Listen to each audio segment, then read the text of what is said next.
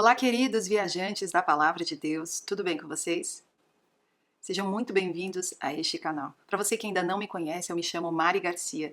Se você ainda não está inscrito aqui, este é o momento que você pode se inscrever, ativa o sininho aí embaixo, para o YouTube te avisar toda vez que eu postar um vídeo novo por aqui.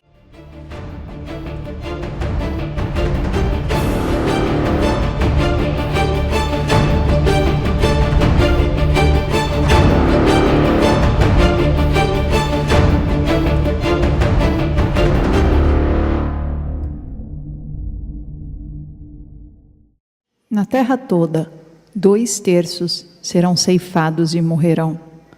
Todavia, a terça parte permanecerá, diz o Senhor. Colocarei essa terça parte no fogo, e a refinarei como prata, e a purificarei como ouro. Ela invocará o meu nome, e eu lhe responderei. É o meu povo, direi, e ela dirá: o Senhor é o meu Deus. Isaías exclama com relação a Israel: embora o número dos israelitas seja como a areia do mar, apenas o remanescente será salvo. Assim, hoje também há um remanescente escolhido pela graça. E se é pela graça, já não é mais pelas obras. Se fosse, a graça já não seria graça. Que dizer então? Israel não conseguiu aquilo que tanto buscava, mas os eleitos o obtiveram.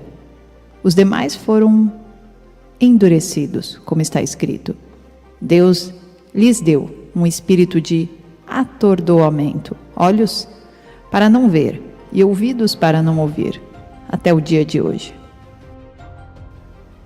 Não há dúvida hoje que a restauração da nação de Israel e o retorno do povo judeu à terra não é um acidente, mas algo que, de acordo com a palavra de Deus, aconteceria nos últimos dias, antes da volta do Senhor Jesus. De fato, há inúmeras referências no Antigo Testamento, claramente declaradas pelos profetas, confirmando este fato. No entanto, as Escrituras também revelam que o Senhor está trazendo seu povo para casa, para enfrentar uma situação que eles nunca enfrentaram antes, em toda a história. Será o tempo da angústia de Jacó. Como diz em Jeremias 30, versículo 7, como será terrível aquele dia sem comparação. Será tempo de angústia para Jacó, mas ele será salvo. Ele, Israel, será salvo. No entanto, também fica claro que, embora multidões de judeus retornem à terra, apenas um remanescente será salvo. E isso através do fogo. O próprio Deus escolheu e contou pessoalmente este remanescente. Estes ele escolheu para abraçar e aceitar o seu Messias, o nosso Senhor Jesus. Hoje em Israel, muitos judeus estão chegando à fé em Jesus, e isso é uma coisa maravilhosa de se ver. Entretanto, muitos ainda estão por vir, e talvez só virão realmente quando experimentarem a pressão que Deus fará. Israel hoje, por extensão, é uma nação secular, que abraçou filosofias e o modo mundano de ser. Seus líderes estão olhando para nações do Ocidente, especialmente os Estados Unidos, para apoiá-los em sua luta para sobreviver contra ataques incessantes dos seus inimigos, que os cercam por todos os lados. O profeta Isaías nos diz, em Isaías 28:15, a respeito dos últimos dias, pouco antes do retorno de Jesus, dizendo que eles entrarão em algum tipo de acordo de paz com outras nações, mas que será uma aliança de morte e não de vida. Pois o mesmo com o qual eles fizerem esta aliança serão os que se voltarão contra eles no final. Isaías 28:15 diz assim: vocês se vangloriam dizendo, fizemos um pacto com a morte, com a sepultura fizemos um acordo. Quando vier a calamidade destruidora não nos atingirá, pois da mentira fizemos o nosso refúgio, e na falsidade temos o nosso esconderijo. Deus sempre teve seu remanescente fiel, um grupo especificamente numerado, conhecido apenas por ele, na eternidade, para ser seu povo fiel na terra. Esse restante fiel realmente começou com Abel, e depois com certos indivíduos que vieram depois dele, como Enoque e Noé. No entanto, de acordo com a Bíblia, Deus queria ter uma nação de pessoas que fossem separadas de outras nações, um povo pertencente exclusivamente a ele e totalmente livre de idolatria. Abraão foi escolhido pelo Senhor para ser o pai deste remanescente, de povo crente. Romanos 4, a partir do versículo 1, fala sobre isto. Que, pois, diremos? Ter alcançado Abraão, nosso pai, segundo a carne? Porque se Abraão foi justificado por obras, tem de que se gloriar, porém não diante de Deus. Pois que diz a Escritura? Abraão creu em Deus, e isso lhe foi imputado para justiça. Ele foi o primeiro de um remanescente fiel que o sucederia. É claro que a nação física de Israel veio de Abraão e foi estabelecida através dos descendentes de Isaque e não dos descendentes de Ismael. Também sabemos que um verdadeiro judeu sempre foi aquele que foi circuncidado no coração pelo Espírito de Deus e que tem uma fé viva em Deus.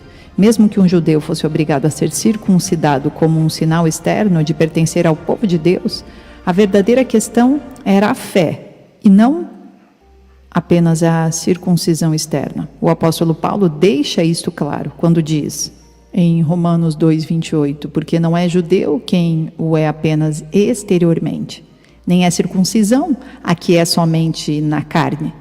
Porém, judeu é aquele que o é interiormente, e circuncisão a que é do coração, no espírito, não segundo a letra, e cujo louvor não procede dos homens, mas de Deus. Abraão andou neste tipo de fé, e essa deveria ser a caminhada de seus descendentes, os israelitas.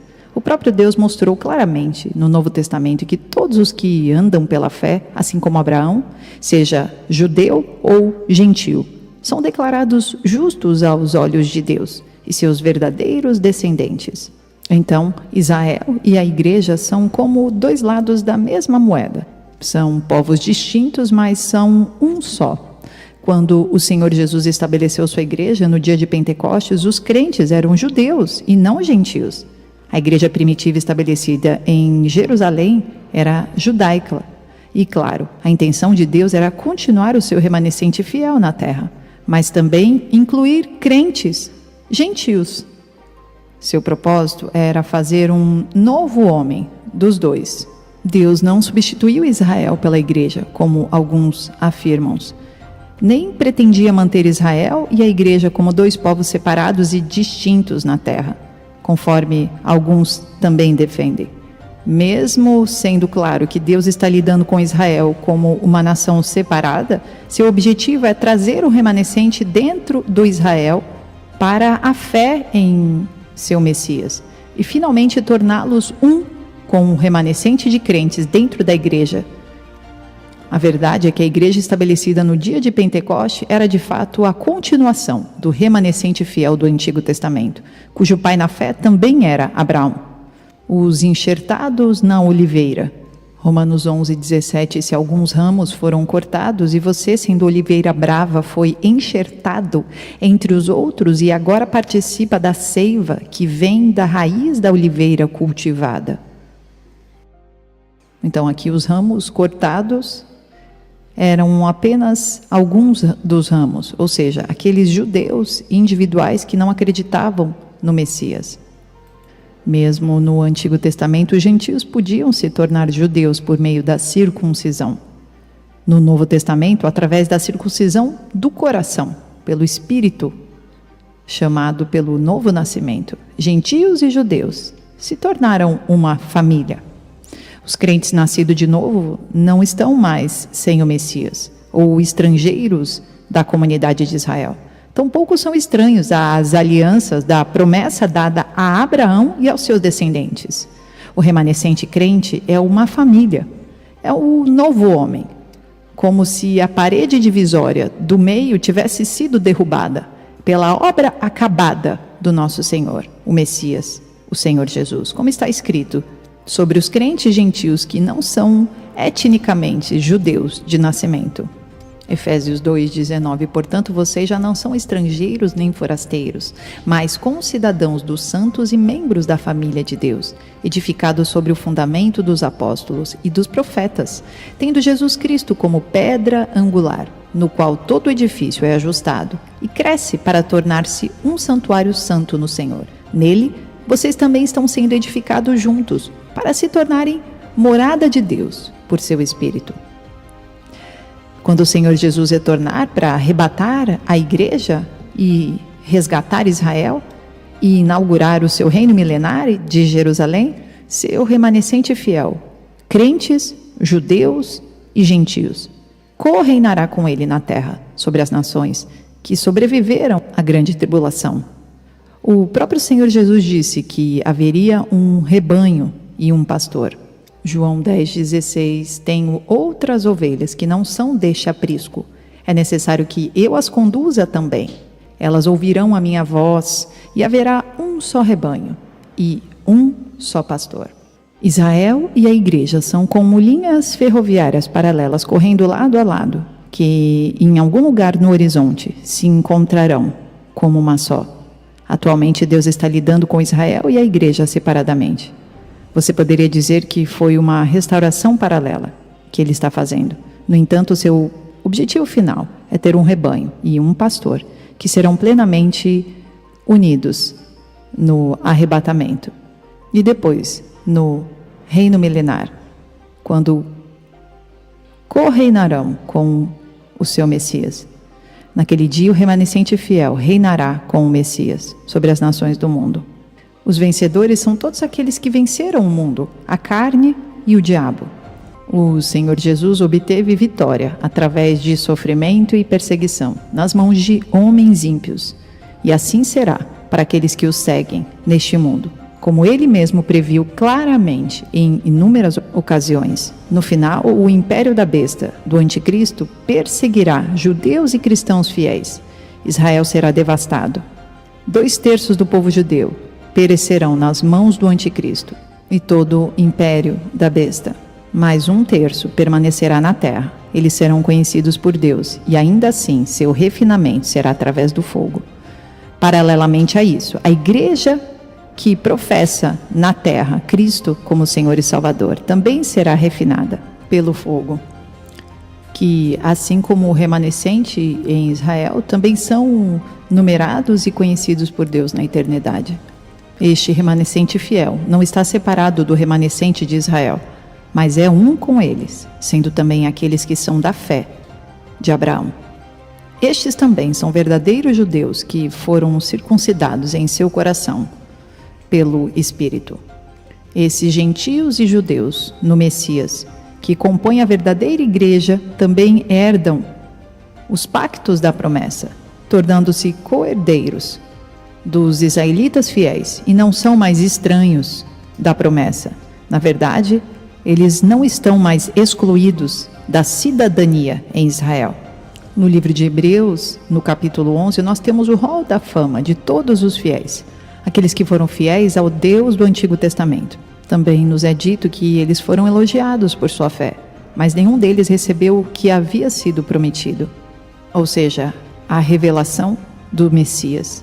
Em outras palavras, eles aguardavam a cruz, mas ainda estavam sobre a lei de Moisés, com suas regras e regulamentos.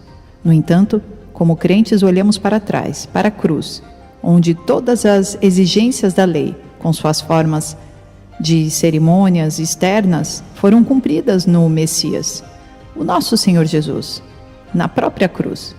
Consequentemente, o ligamento de união entre os santos do Antigo Testamento e os do Novo Testamento é a obediência que vem pela fé, ou a fidelidade.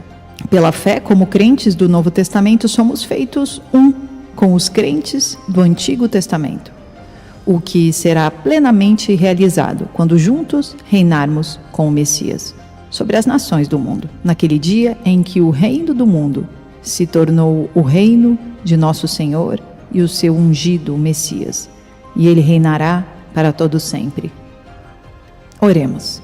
Senhor nosso Deus e nosso Pai, Obrigada porque hoje podemos ser co-herdeiros do remanescente de Israel. Obrigada porque todas as promessas ditas a Abraão se estendem a nós. E obrigada porque nós, juntos com o povo remanescente judeu, o primeiro povo que por ti foi escolhido e separado, nós hoje, como ramo enxertado da oliveira, nós podemos declarar que somos uma família, que somos igreja espiritual, que somos um em Cristo Jesus. Cristo é o nosso milagre, Cristo é o nosso Redentor, Cristo é o nosso Messias. Maranata, ora vem, Senhor Jesus. Nós aguardamos por ti, Deus, ansiosos, mas contentes e crendo pela fé de que seremos um contigo durante todo o milênio. Ser conosco nessa caminhada não é fácil, mas contigo ela se torna mais leve, Deus. Por isso, papai, acampa teus anjos ao nosso redor. Ensina-nos e nos dá sabedoria, discernimento de espírito, que os nossos olhos estejam sempre abertos para cumprir o teu querer, para sermos sal e luz nessa terra, para declararmos o teu amor. Em nome de Jesus. Deus abençoe cada um de vocês, queridos, povo escolhido de Deus. Fiquem firmes, permaneçam seguros de que Deus está contigo. Não se abalem por palavras humanas, mas olhem para a palavra de Deus, que diz tudo sobre você. Deus abençoe e até o próximo vídeo.